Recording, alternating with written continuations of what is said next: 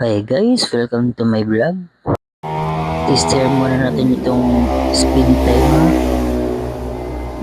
kung may continuity. Yan, okay naman ang speed timer.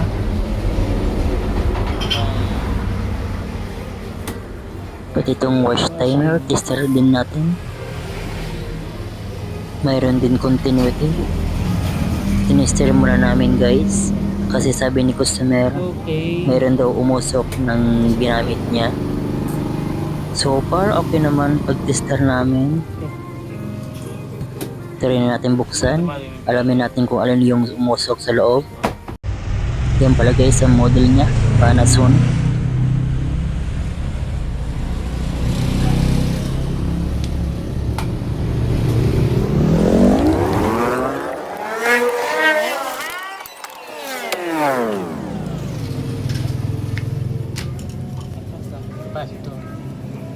Yan guys, para may nakita kung hindi ka nais-nais.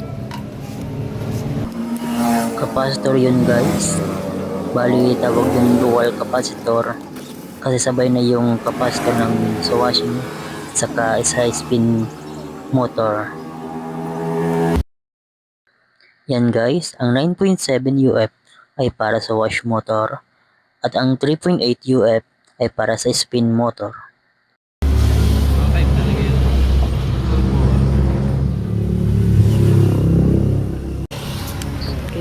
Ito guys, ang may problema dito ang capacitor ay yung 3.8 UF. Bali hanapin lang natin yung wire galing ng spin motor at hanapin yung papuntang capacitor. Sumasunod niya.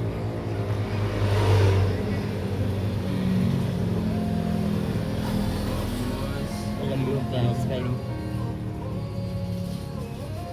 Yung first stripe rin. Parang may stripe.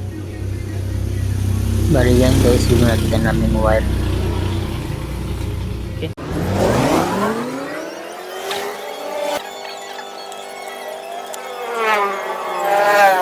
Bali 3.8 UF yung original na capacitor niya. Pero papalitan namin ng 4 UF. Pero okay lang yan guys kasi pasok pa naman sa tolerance ng capacitor.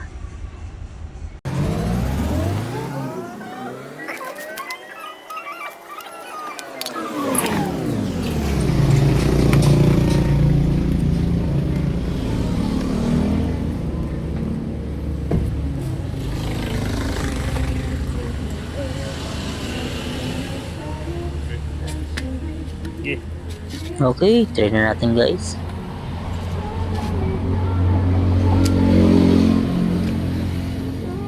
Okay na guys, umikot na yung motor.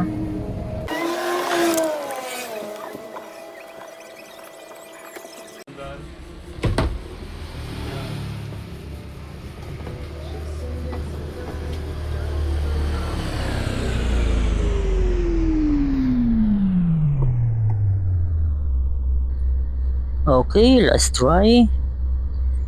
Okay na guys. Kung nagustuhan niyo ito guys na video ko, pa-follow, like, and share naman. Para marami pa akong video may upload. Mga tutorial at mga tips.